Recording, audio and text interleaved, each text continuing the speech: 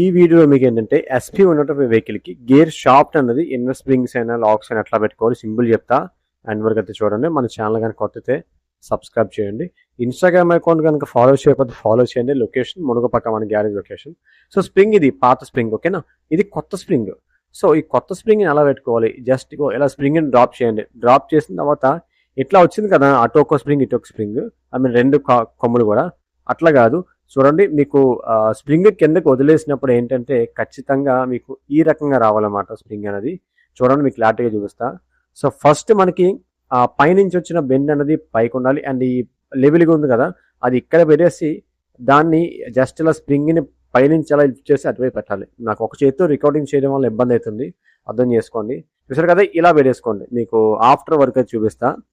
మీకు యాంగిల్ అయితే చూసారు కదా, ఇట్లా ఈ యాంగిల్లో పెట్టుకుంటే మీరు కరెక్ట్గా ఫిక్స్ చేసుకున్నట్టు. సో దీనిపైన ఒక లాక్ వచ్చింది, ఎందుకంటే ఆ స్ప్రింగ్ అనేది మనం గేర్లు వేసేటప్పుడు ఊడిపోకుండా ఈ లాక్ అయితే ఇక్కడ వచ్చింది, ఓకేనా.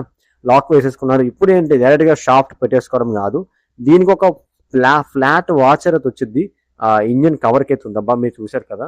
సో ఆ వాచర్ వేసుకొని పెట్టుకుంటే కరెక్ట్గా మీరు గేర్ యొక్క స్ప్రింగ్ అనేది కరెక్ట్గా పనిచేస్తుంది, గేర్లని మంచిగా పడతాయి. ఓకే, సో ఈ రకంగా అయితే మనకి SP125 BS6 వెహికల్కి గేర్ షాప్ పెట్టుకోవాలి.